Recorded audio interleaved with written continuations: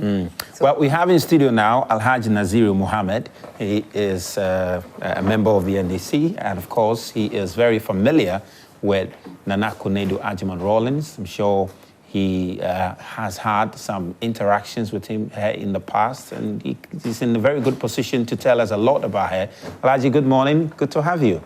Good morning, and thank you for having me. Really good to have you. Really good to have you. I hope you're doing well. Terrific. Yeah. Terrific. We are in a morning state nonetheless, but it's good to have you. Very unfortunate. Yeah, very unfortunate. I mean, let's get into it. Talk to us about, the news got to us sometime early in the morning. How did you receive the news? Well, I haven't said a very big good morning to our cherished viewers, your production team and yourselves. I've always envied your job. I mean, I don't know the time you wake up to be able to hit the screens exactly as early as you do. That aside, I want to believe I got the wind of it through a friend whom I know has worked and has been around the corridors of power for quite too long. He posted a message on his Facebook wall saying, I hope it is not true. That is Justice Adobe. He's a journalist. And then I followed up. Someone asked me to check from the residents if the news you are hearing is true. And it's very difficult. At the rich residents. I mean, it's been very difficult because most of the people we worked together with may not be around at the moment, especially with the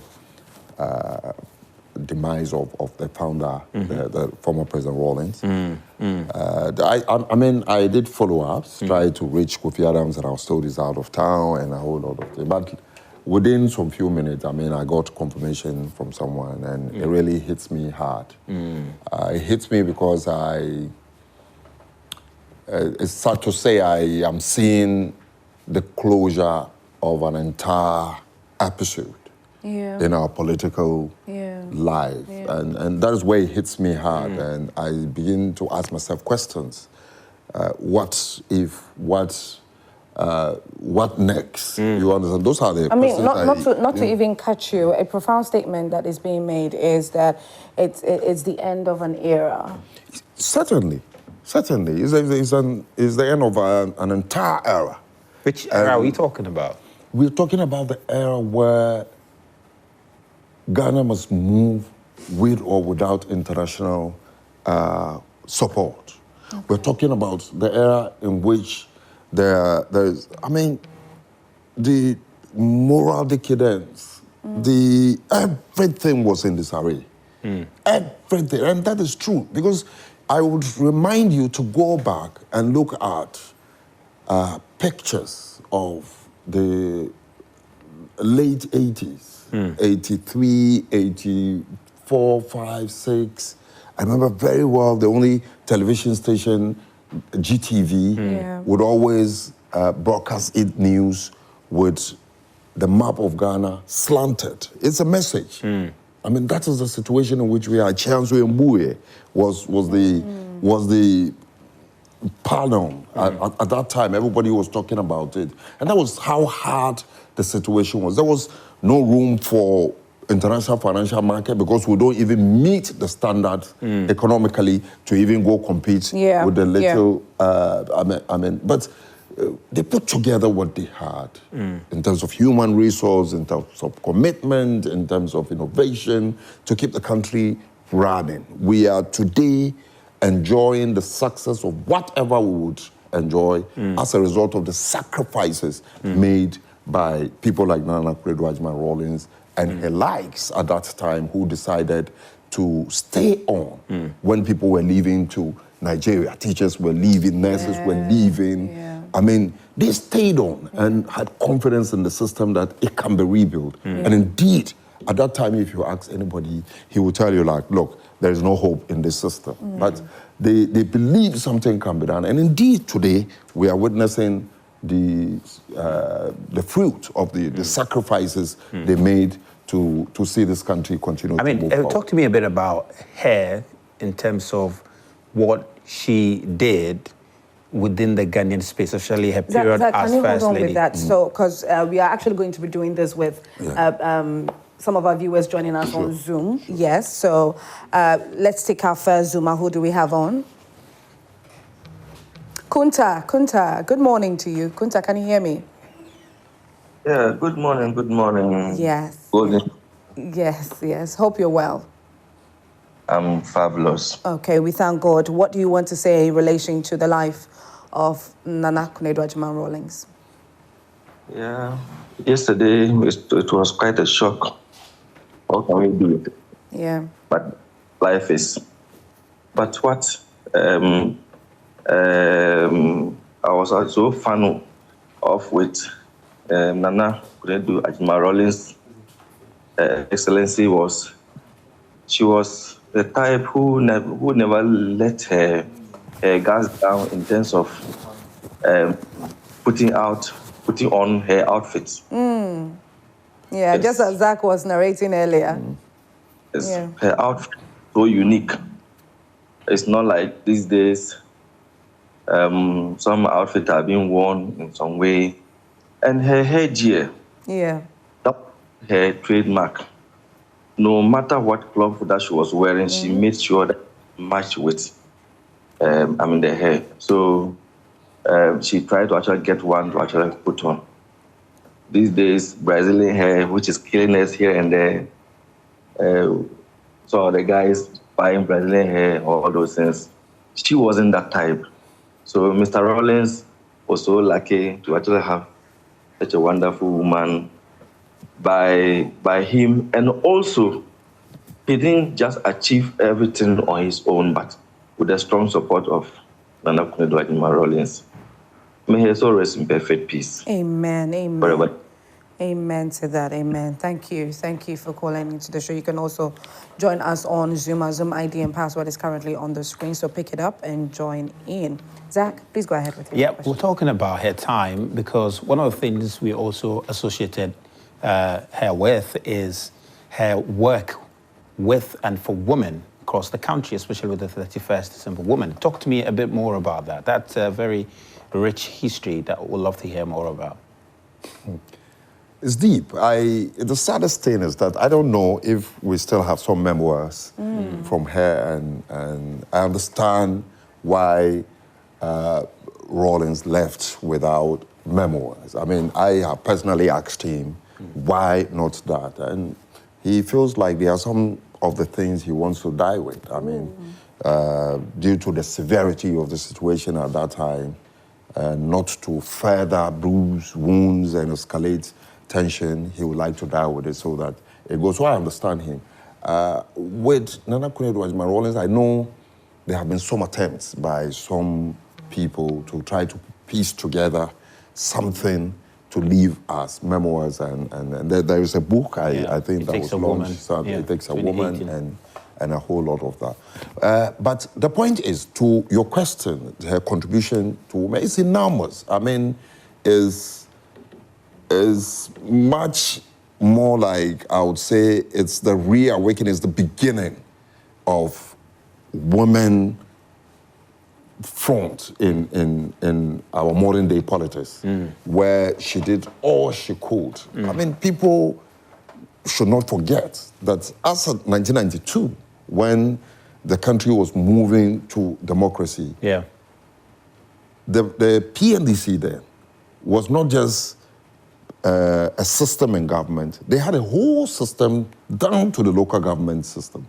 If you remember the PDCs, the, what do you call it, 31st Women, December Women movement, and most of these things were structures from top to down, where every political party can build on. What we call these constituency branches, they had the same structures. You understand? But to ensure fairness, they, put off everything that they had, the PDCs, the whatever. Most of them moved into what we have today, the fire service and stuff like that, and started all over again with the NDC as a political party. And it is in this attempt, I think, one of the wings that play a major role. That's the only structure that was left with the NDC was the 31st December Women Movement. Okay. And she made sure we rode on that structure that was left to rebuild the party from top down and from down up, which went very smooth to the extent that we have. Because the structure was there already. They had the branch executive as we can. The movement had that entire structure. Well structured. Wow. Well structured. You understand? So, and that is why I said NDC has been very fair to this fourth Republican dispensation. Because the PDCs, whatever, they also had that structures. But they had to put it all aside right, to ensure fairness. Let's open a level playing field. And then the only thing that was left for the formation of the NDC, and it is very important we take note of the fact that the NDC was not like the party for it. Okay. You understand? There were several options and several opinions. Yeah. People, even Rawlings himself, I could say, did not believe that he would be accepted democratically. It took the effort of Nana Konadu Agyeman-Rawlings to see through things to say, no, we can go on our own. Because you will realize that most of the people he worked with were from the CPP descent. And they were also then thinking of coming together to do what they know how to do best. That is politics. They are politicians. He is not. Yeah. And but, you know, it took Nana Konadu, and that is where the history of this, what do you call it, logo, eagle, all came from. Because I remember very well once Rawlings was telling us that when he decided he wanted to build or to start a political party, one of the people, some of the people very close to him suggested a ram as the symbol, and he's repeated this severally to us. And it was through that I think in collaboration with one young chap, Kojo Muhammad Adams from the Born Harford region, because but I don't know exactly where it will fix now with the division of that region. Put together this symbol and colors to be used for the NDC. And it was so one of the things we cannot dispute is that she was a key founding member of the NDC. It was built on her laps. The NDC was built on her laps, and nobody can deny that. The NDC was built on Nana Konadu's lap. I'm giving you the scenario that the only structure that was left for us then was the 31st December Women Movement. She didn't agree to disbanding, abandon them when the PDCs and everything had to be about. But she thought that this is my organization. This is what I'm doing for women. I don't know how you want to drag them into your national politics. Leave them for me. This is our effort. Besides, we built it on our own without state sponsorship. Unlike the PNDC and the PDCs and stuff like that, that are some state sponsorship. The 31st December Women Movement was, I mean, built without the state partaking actively in its formation. So they could stand on their own as NGO and continue whatever they are doing. And that is how she succeeded. And we built the structures around the 31st December Women Movement. And we succeeded. I think that I was about to say that I think that with the NDC, one very interesting thing that I think you as a party have shielded from the populace is how exactly you felt with her massive contribution, the presence of a woman, and how much force she was exerting into everything that concerned the party. I would want you to answer that for me, but we have to take a zoomer on. Akesme. Akesme, can you hear me? Akesme, please unmute. Hi, Akesme. I said you are. Yes, Good hi. morning. Good morning. How are you, my golden lady? I'm doing well. How about you, Akesme? Please, I'm also doing well. Thank you. Okay, all right. First of all, let me say my regards to Western North Regional Minister, Western North Regional Minister, Honorable Robert Petty Bentrum, and my Regional Security Coordinator, Honorable Roger Asare Tando, the Regional Security Coordinator, is doing so great. I said, today is my wife, Akisua, Ama Rawlings. Papa and Wafefo, do you be? Or me, me who have a child baby. Today is his birthday. I'll send it to you. So I know that surely I'm mistaken. Yes, I will definitely be celebrating her during what's trending. You need not worry at all, okay? Don't worry at all. I'll celebrate her. God bless you. All right. So what do you have to say about... Yesterday, we heard a bad news about our former First Lady, Nana Konadu Agyeman-Rawlings. This woman is so bold enough because I heard a rumor thing about J.D. Rawlings, but this woman did not shake him. He just support his husband, the one to the end. Me, for this Ghana or this earth, I want to get up of maybe Nana Konadu Agyeman, about 30% of women, we will all get support. So may her soul rest in perfect peace. And may God take care of her, his family members, especially his daughter, everything. May God bless you all. Thank you very much. God bless you too, Akisme, for joining us on Zoom. We are waiting all of you to join us on Zoom. All right, so let's continue the conversation. Alhaji, I was asking a question in relation to the force that she exerted into the party. She, most especially being a woman, and the authority that she had, and what exactly that meant to you as a party. How was that like? But for me, I saw her as a mother figure. Okay. So you would realize maybe I might have my biases as to the power and the force she exerted to see us going through, because she's a mother figure and I would not see anything wrong with it. There are people who might also see certain things wrong with her. But on the whole, one thing is very clear, that is the fact that she was able to do it when nobody else gave us a chance. I mean, that is what distinguished her from others, irrespective of her lapses, irrespective of excesses. We would come to the realization of the fact that today, if the young women are confident to stand and compete with men, is largely as a result of training, her confidence, her advocacy to bring women on board to see the country move forward. Her respect or her quest for women inclusion is so deep, I would never forget. It is Nana Konadu Agyeman-Rawlings who inculcated in me that spirit of, I can never see a woman stand and I sit in public, anywhere I am. When I say that I feel something, I had to bring the woman to sit down so that I stand. Because she took it, it was, I would say, it was a project she took and worked it on me.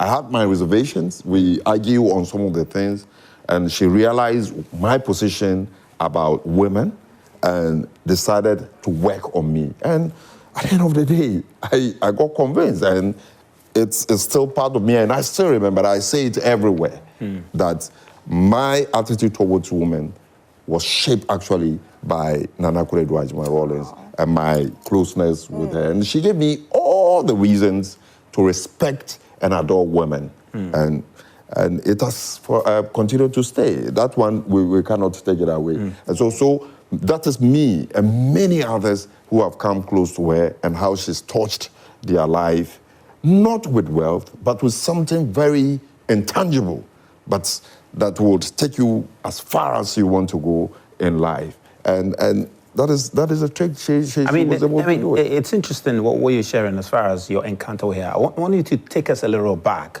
to when you first encountered her. Take us a little back to when you actually first encountered her and what impressions you had of her that very first time. Well, I got closer to Nana Konadu Agyeman-Rawlings after 2000, when the NDC has lost the election. It was a very turbulent moment. She was hunted like nobody else. I remember I was then working with the Driver Vehicle Licensing Authority, and the number of search we have to do with regards to Nana Konadu vehicles, 31st December Women Movement, and I can say on all authority here, we did a search for all the 8 years. There's nothing you can find to stand on to pick to pin Nana her Konadu. down. No. Yeah. What is not hers, she registers it with the 31st December Women Movement. And it's a movement. I remember later when they had disagreement among their leadership, the Sharia group, the Nana Konadu group. I mean, they formed the 31st. Yeah. It is not her bona fide property. Yeah. So they had to move with it. I think the court even accepted it. But what is meant for 31st is in the name of 31st. So you can't find anything in her name trying to take it to be for herself. So it was around that time that I started getting closer. And there is a friend of mine who is called Fauzia Salifu, who was then working with her. She recommended me to her, and we got close. And lo and behold, we've gelled very well. I was one of her darling boys. I mean, we gelled very well. She admired whatever I do for her because I do it sincerely. And she, as a result of that, she also opened up to me, and that is what gave me most of this. She told me a lot of things. Most of them will come in my book. That is if I can even say it all. There are some I don't think I can say. We would love for you to say it all because, it would be a great way to connect with what you had with her. Sure. Yeah, on a very personal level. But let's go on Zoom and let's speak with Master Planner. Good morning, Golden Boy. Good morning, the Golden Girl. I see you, Papa. How are you? Alhamdulillah, everything is. How about you? Oh, yeah, I'm doing well. Zach is also obviously doing very well. Yeah. Talk to us. Let me say a special good morning to you and your production team, as usual. I know they are the background doing the usual work. Yep. And then my good friend, KMJ, we really miss him so much. When is he coming back? He will be coming back soon. No, don't worry. You will see him soon. I know by now he's also watching. Shout out to you, KMJ. Yes. And then my good friend, Honorable Razak. Good morning to you. And then my brother, my brother, I've forgotten his name, the NDC communicator. The NDC communicator. Oh, you are talking about Akesme? No. No. The one in the studio. Naziru. Yeah, Alhaji Naziru. Oh, the one here. Oh, Alhaji here with us. Oh, okay. He's deputy director of NPA. I really admire him so much, but I always forget about his name. I don't know why. I met him once. Alhaji Naziru. Alhaji Naziru is the name. Naziru. Yeah. Very handsome, gentle guy. I really admire his style of communication. I met him in Tampa the last time. He's very, very welcoming. Well, good morning. I think 2025 has been one of the bad years. I know. In the studio of Ghana. I agree. It's been bad. Allah, It's so hard. Allah knows best. Yeah. Her namesake, Nana Konadu Agyeman-Rawlings the second. Yes, the third. We lost her in 2025. The helicopter crash, the Lumba. The list goes on and on and on. But God knows best. We are praying that she will find a good place to rest. Nana Konadu Agyeman-Rawlings, I think in the history of Ghana, you cannot wash away her name. It is factual that she is the first female to appear on the presidential ballot paper. Nobody can take away that record. And in terms of women mobilization, I think she is top notch. So we are praying that NDC and MPP will get such courageous women in politics, because the Ghanaian politics and Ghana as a nation have indeed lost a great asset. We pray that her daughter, who has a name, will come up with such style.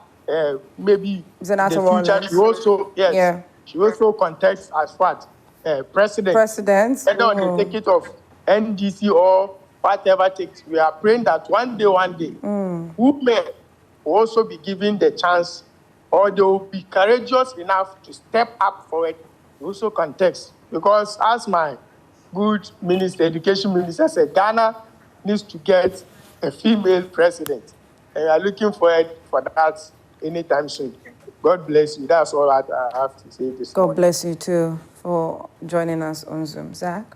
Yes, so, yeah, man, thank you very much, Mr. Planner. Well, let's try and get the final bit of it. It's interesting, your closeness with Nana Konadu Agyeman-Rawlings and the kind of impact he had on you, especially in relation to how you relate with women. I think that's very, very profound, very profound.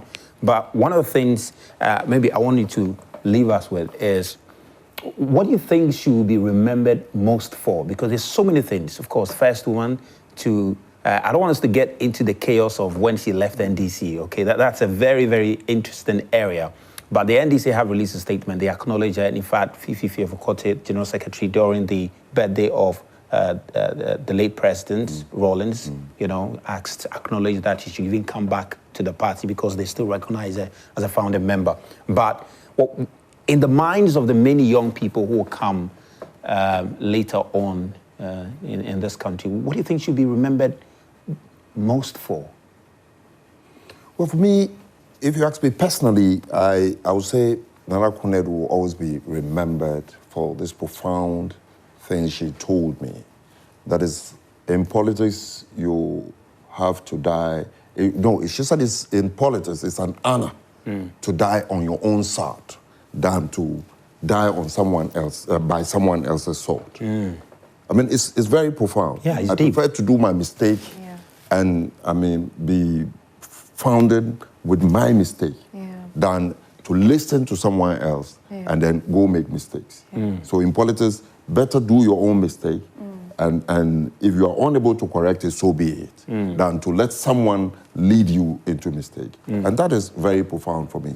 However, generally, I want to believe that history would remember Nana Konadu Agyeman-Rawlings for her ability to champion the women participation in politics. And that nobody can take it away from her. I mean, in modern politics, especially when we are talking Fourth Republican dispensation, we are yet to see the light of Nana Konadu Agyeman-Rawlings. Because I'm telling you this because during the formation of the NDC, Nana Konadu will get to the field as the wife of the president. But do you know where we sleep? In classrooms. Wow. In classrooms, I tell you.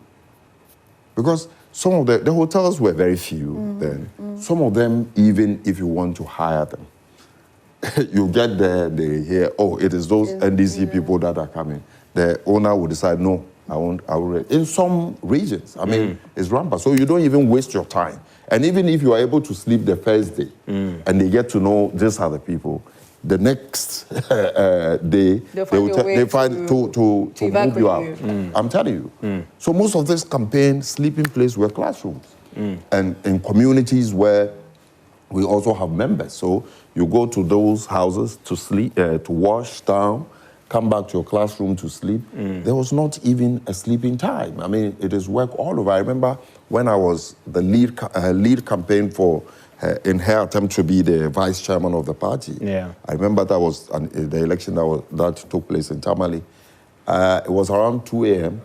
and she walked up to me and, what's his next? I should give a situation report. I told her, look, we've met all the regions, we've finished everything. So we are waiting for election, the next one. You say, what? So you think you are going to sleep? It is between this time and tomorrow morning that things can change. Get up, let's move. Why are you sleeping? Why are you sleeping? Let's move. And how do you think the country can honor her? I mean, just finally, how do you think we can honor her legacy? What do you think would be the best way to honor her legacy? I think there are a lot of things we need to learn from Nana Konadu. I mean, if we're able to digest those things and understand them, some of them can be part of curriculum for basic schools. I mean, to shape opinions before you even get to the work field and also begin to contribute to socio-economic development.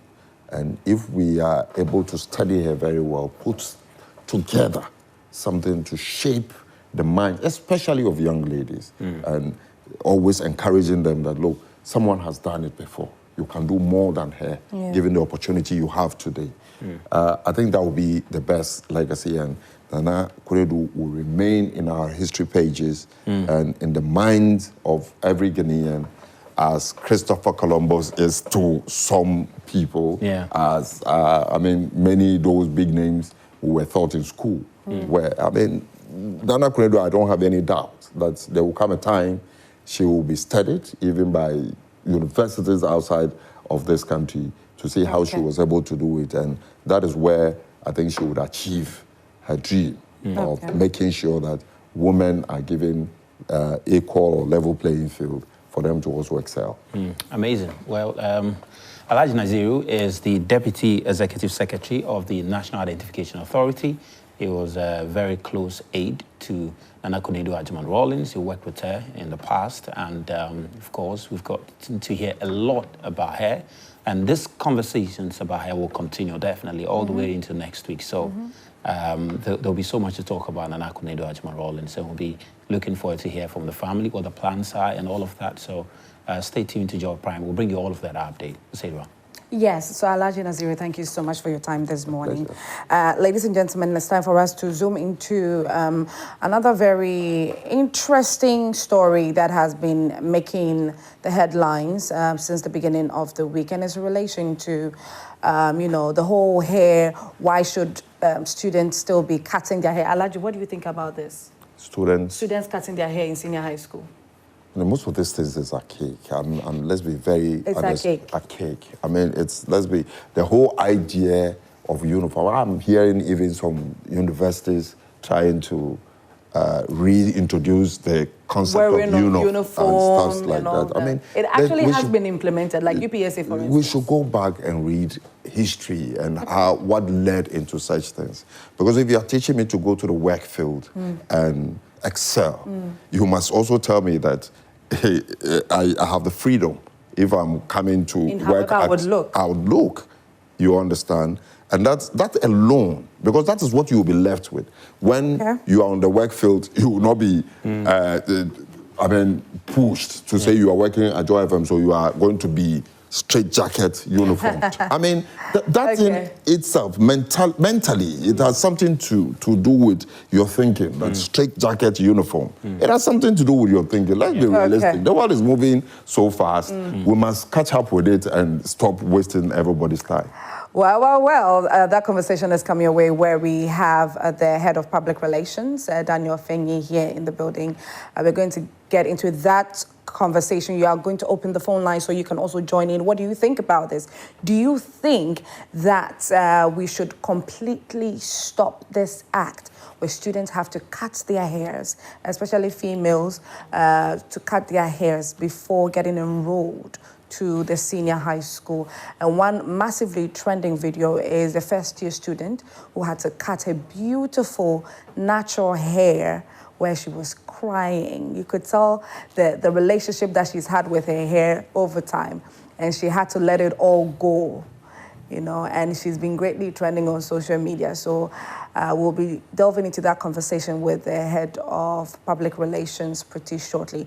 And we'll also get into the conversation of the whole Parents-Teacher Association dues that allegedly some schools are taking. And so we are going to open the phone lines into the conversation where you can join in and share your thoughts with us. But like I did say earlier, we have been joined by the head of public relations, Daniel, and but we have two topics to delve into. Zach and I are going to be doing this.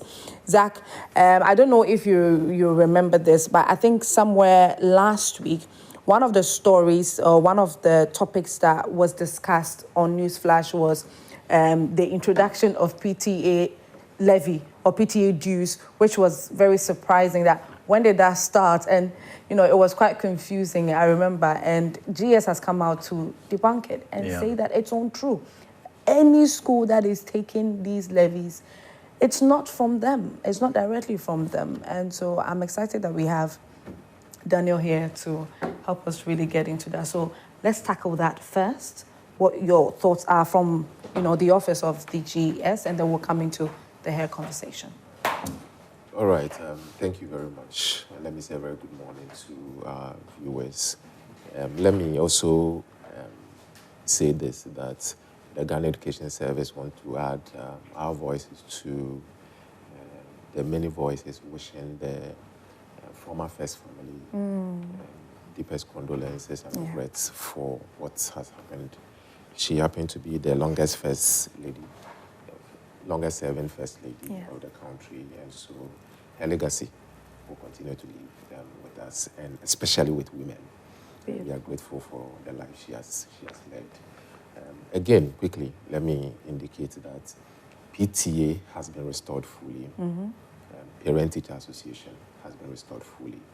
Our orientation is that anytime there's a conversation about the students, their academic activities, their progress, their welfare, their behavior in school, their activities in the classroom, participation in class activities, anytime there's that conversation, we believe the parent and the teacher should have that conversation together. We don't believe one party can have a holistic view of the behaviors of students. Before you continue, after that was separated during the regime of the NPP, was it working in the senior high school? It was weakened, I should say. I mean, if parents are going to meet and have conversations on the academic life of without the teachers, then who gives them the feedback? Who even reports to them that your wards are behaving this way in school?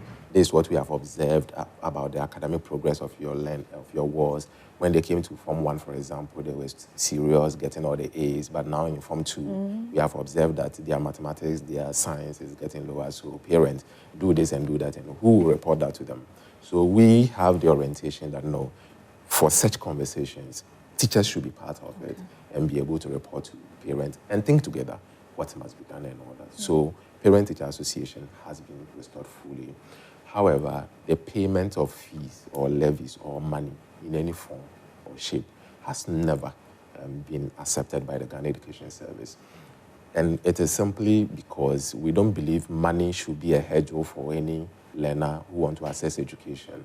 If we introduce money into the system, then some way, somehow, you kick out those of us from humble homes from the education space. So we think that if you must, for PTAs, normally the argument is that, they undertake some developmental activities on the school premises, so sometimes they build some washrooms, toilet facilities, sometimes dormitories, sometimes provide tables. I mean, that was what, for those of us that were paying PTA dues, it will be part of your prospectus before you get into school. I believe you remember paying PTA dues. Yes, normally. Yeah, so a little over 100 cedis or something like that. Yes, normally. And that makes a lot of sense. Yeah. We believe that if you're a parent and your ward is in a school and you want to, contribute to the general development of the school, that's not a big deal.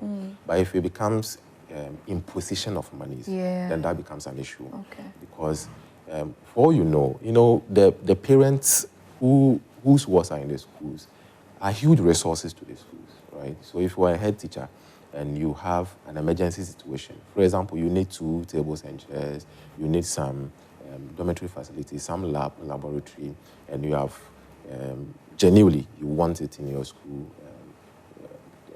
on your school premises. The first one is to resort to your employer, the guy who employed you. You go back to him and tell him that you have asked me to serve, but I don't have computer lab, I don't have science lab. Provide it for me. And that guy is the government. So you first write to the government.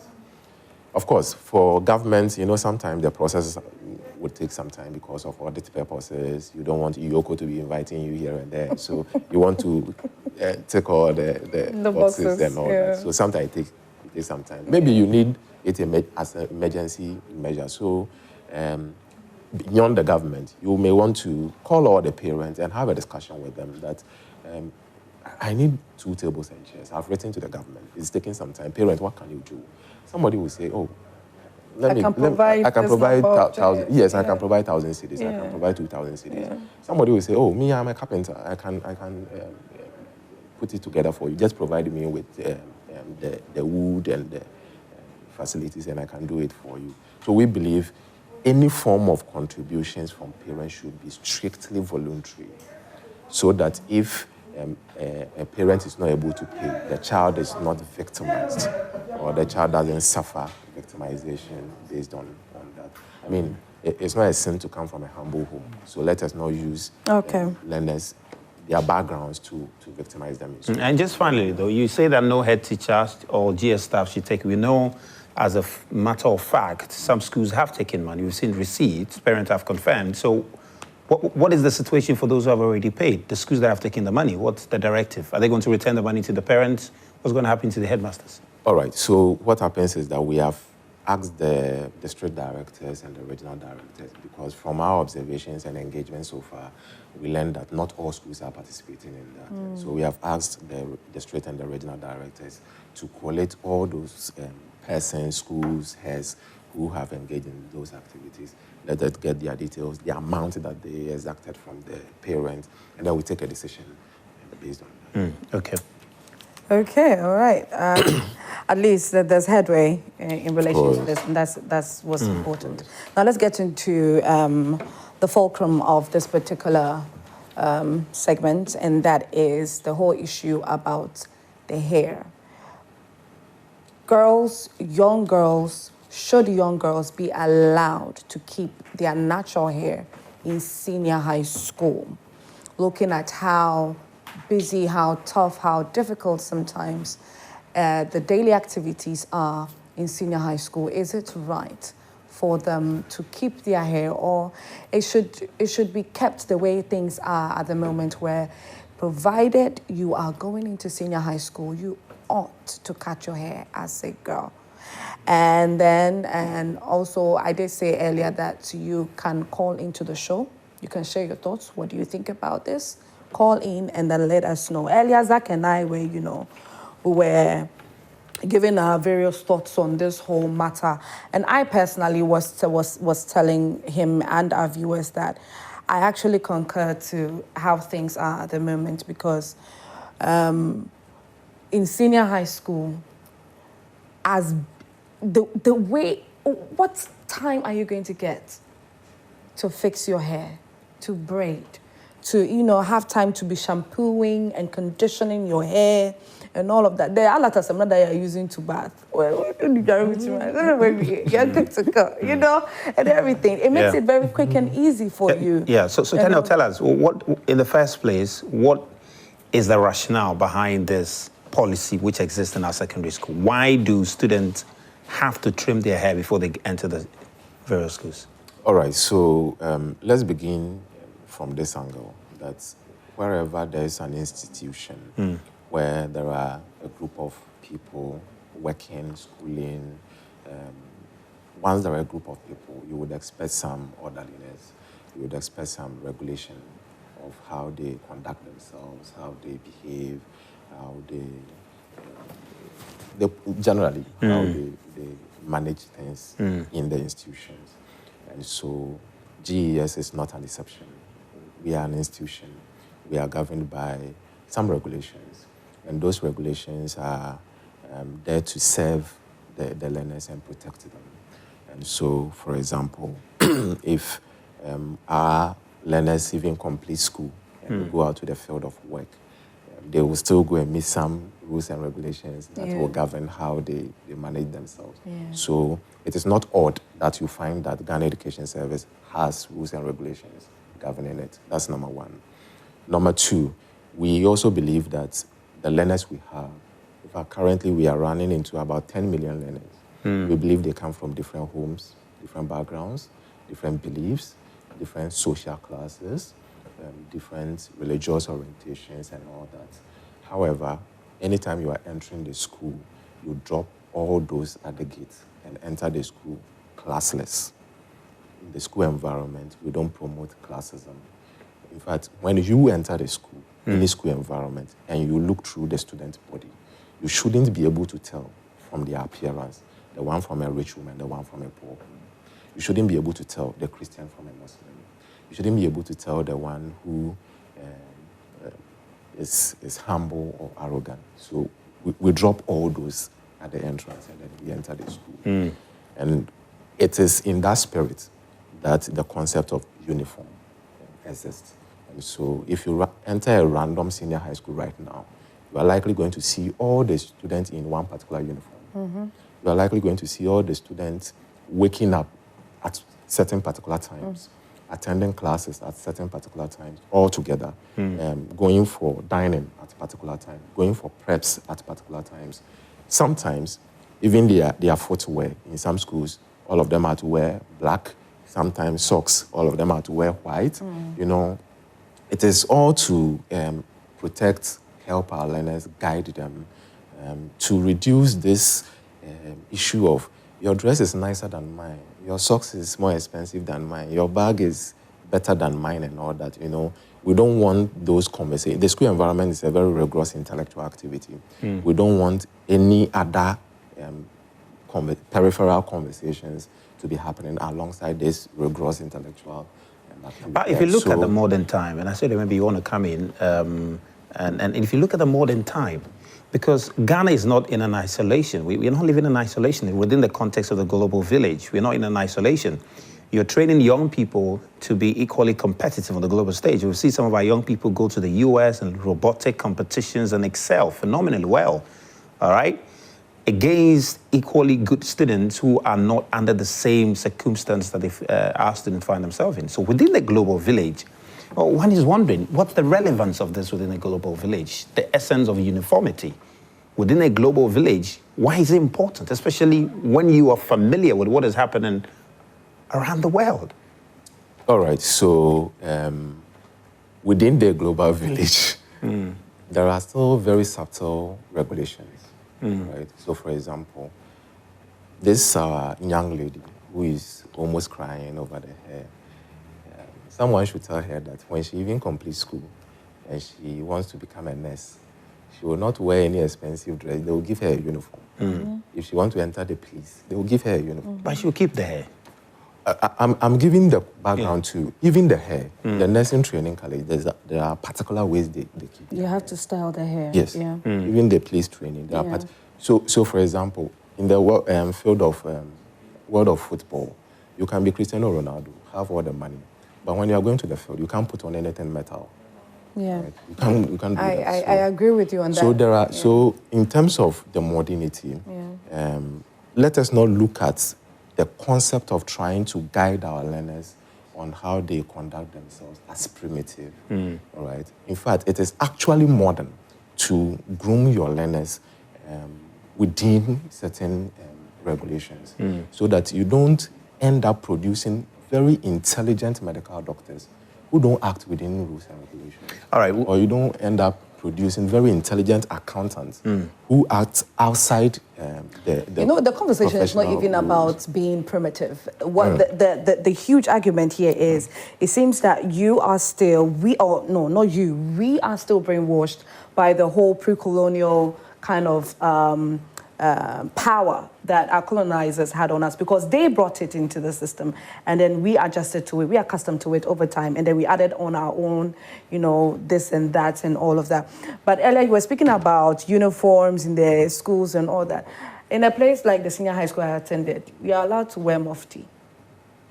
So after classes, you wear your mufti, whatever but then there's a prescription for the type of mufti that you have to wear. And it comes to the conclusion of there has to be equality amongst everybody. So the kind of mufti that I would wear, you can't tell that this is the kind of home that I'm from. You can't tell that is the kind of home that this person is from, because we are all wearing the same kind of mufti. And it reduces that pressure. And I don't know, I think I'm going to end up being your spokesperson, because I think at this point you have to hire me. I think I appreciate the point about pressure. I appreciate the point about trying to instill some level of humility and coexistence, it really works, regardless of the class people come from. That's true. I completely appreciate that. I appreciate that point. But also, I also have a contention with, we've done this over the years. We've done this over the years. What has been the result? What has the country, what do you call it? I mean, we've done, in terms of the impact assessment, what has it produced? What kind of result has it produced? What kind of society has it built? The head of public relations. All right, so much that if we change it, then you can answer, so that we make this a conversation more than. So yes, you can. So at the end of the day, Zach, Ghana has to produce great men and women most especially. when we look at women who are doing amazing, a typical example is the best student from the law school recently. She's a female. Yeah. The senior high school she attended, she had to cut her hair. That did not stop her in any way from studying, from focusing on her books. See, when you do not have to be thinking about your hair, you know that all you are there for is your books, books, books. But I'm happy this is coming from a lady, so she understands it. But I just want to let me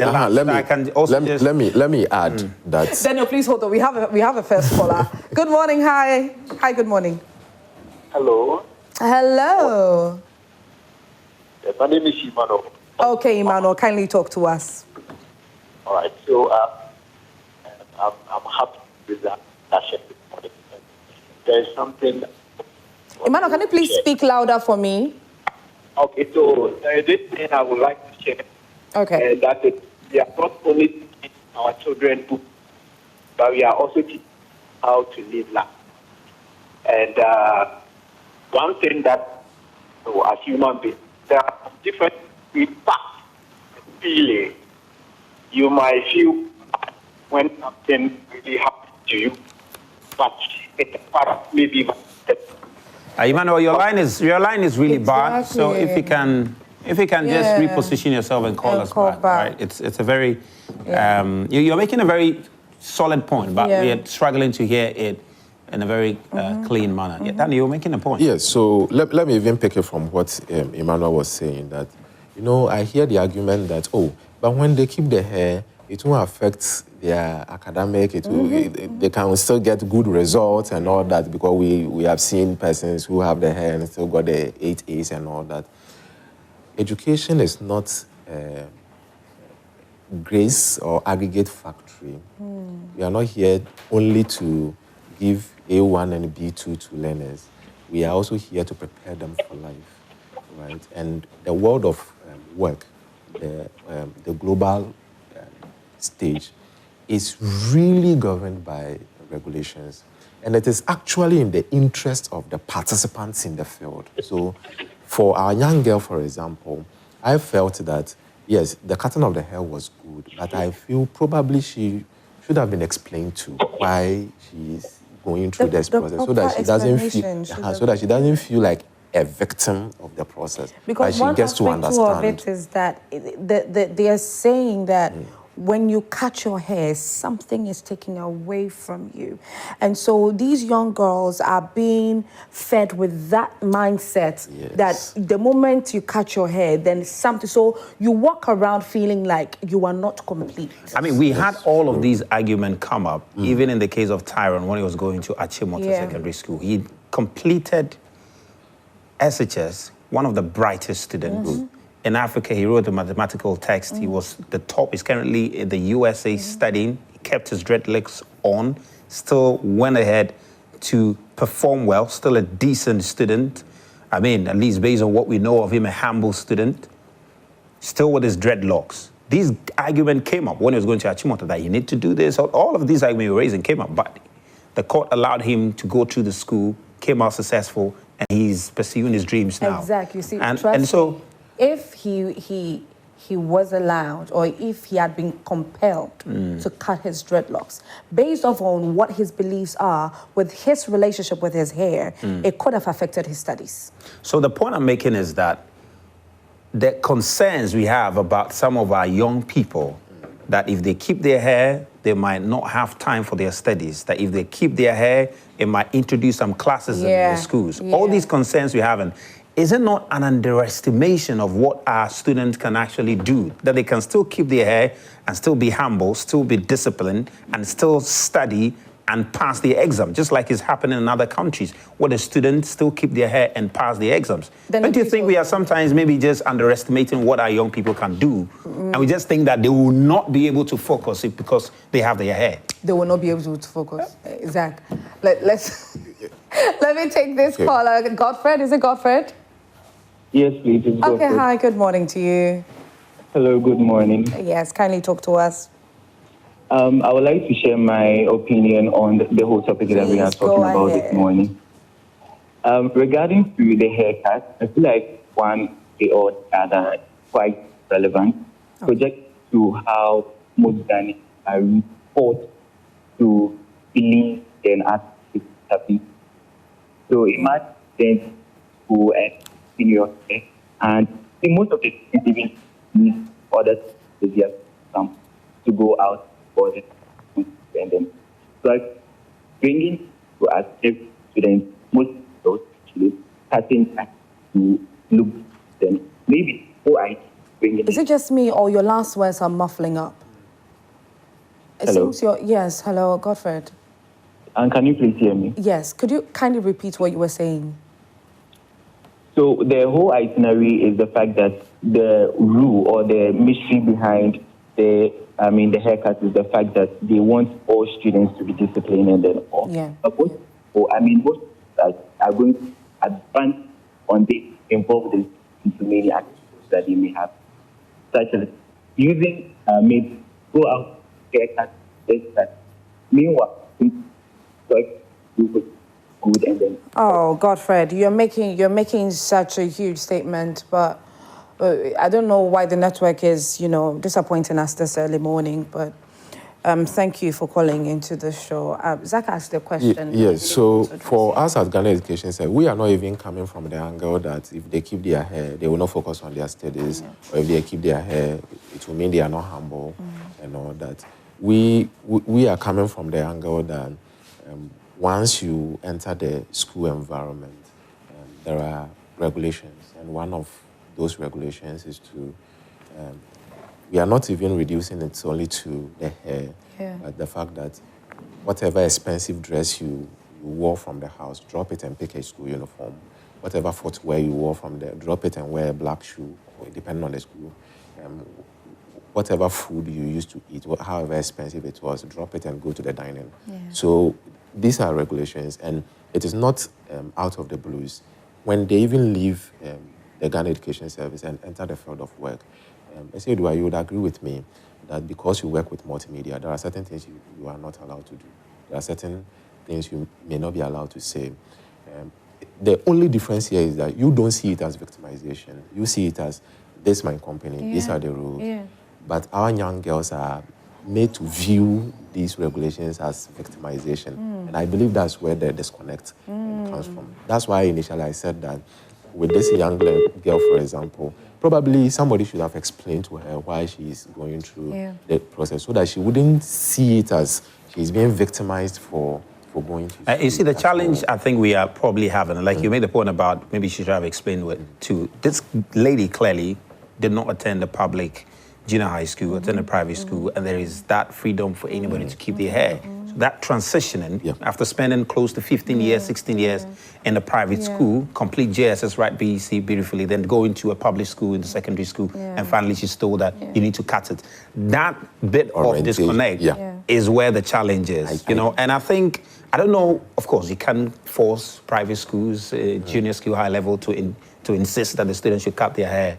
But that disconnect is where the challenge is. That transition is where the problem is. So you do appreciate that? Yes, I think I agree with that. So I feel that gap would need some form of explanation to the learners. So for example, with this young lady, probably she should have been admitted into the school, and then in the first week of orientation, the guidance and counseling, that explanation goes out, that orientation goes out. Then they themselves get to understand the whole logic behind it. And I tell you, many of them will willingly go and even cut their hair if they get to understand the logic behind it. Then again, I also appeal that we are not... and just before you bring that appeal, let's pick this caller. Godfred. Yeah. Am I right, though? Hello? Hello? Yeah, good morning. Good morning. How are you all? Yeah, we are all fine. How are you, too?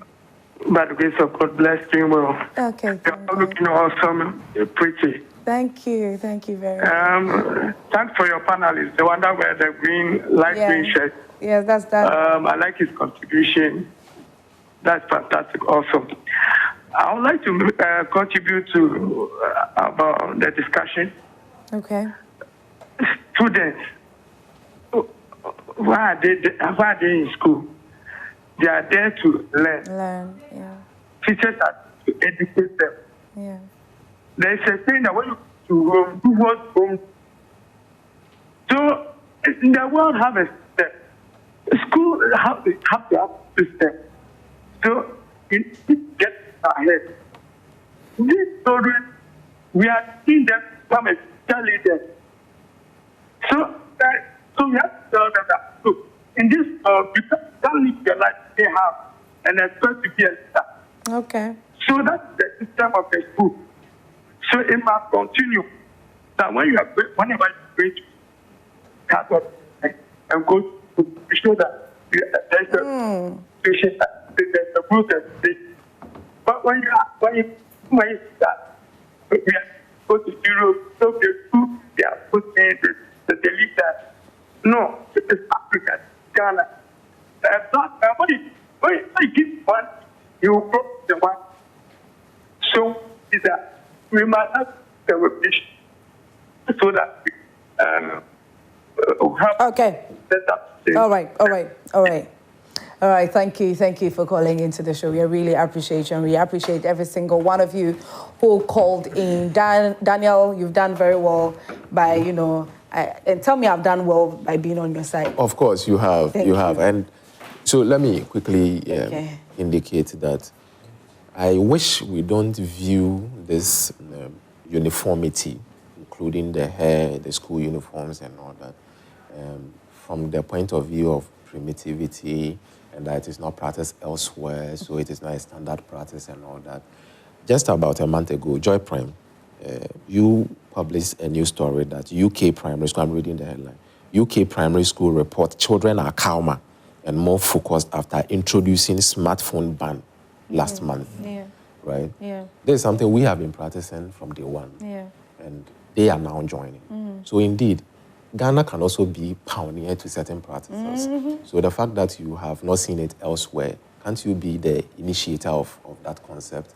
Again, let me indicate that at the moment, we are integrating AI into our SHS curriculum. Teachers are now going to use AI to guide them in the preparation of their lesson notes, lesson plans, and how they teach. This is the first in the world.